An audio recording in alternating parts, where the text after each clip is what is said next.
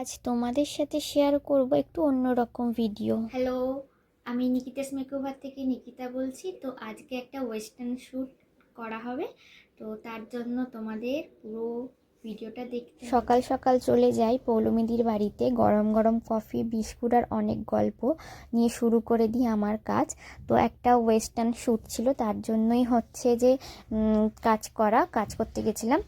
তো আগেও পৌলমীদির সঙ্গে একটা শ্যুট করেছি। তো মেকআপটা দেখো প্রথম দিকে ম্যাট লাগছে, কারণ হচ্ছে যে এটা পুরোটাই আউটডোর শ্যুট হয়েছিল।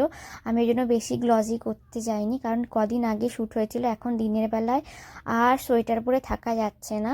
তাই জন্যই আমি ওইভাবে মেকআপটা করেছি। আর গলার মেকআপ যদি তোমাদের আলাদা লাগে, আমি পরে সব ঠিক করে দিয়েছি, সেটাও দেখে নিতে পারবে।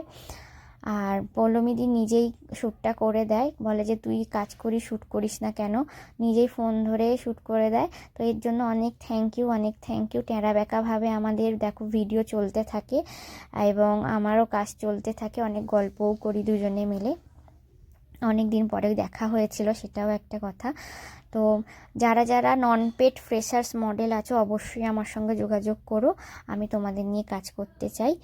আর আমার কাজ ভালো লাগলে অবশ্যই নিকিতাস মেকওভার পেজটা ফলো করে দিও, লাইক করো। আর আমার কাছে ব্রাইডাল বুকিং ওপেন আছে, যারা যারা ব্রাইডাল বুকিং করতে চাও অবশ্যই আমার সঙ্গে যোগাযোগ করো 9163377102 এই নাম্বারে। তো কেমন হয়েছে কাজটা অবশ্যই জানিও, আর আমার কাজ তোমাদের কেমন লাগে সেটাও জানাতে ভুলো না। প্রথমে যে ছবিটা আমি পোস্ট করব সেটা সকাল 8টায় আমি শেষ করি কাজটা, তারপরে আউটডোরের সব শ্যুটের ছবি দেবো। তারপর পৌলমীদি যখন ব্যাক করেছে 4টে নাগাদ, তখন এসে আমায় ছবি পাঠিয়েছিল, সেই ছবিও পোস্ট করি। তোমরা অবশ্যই জানিও আমার কাজটা কেমন হয়েছে।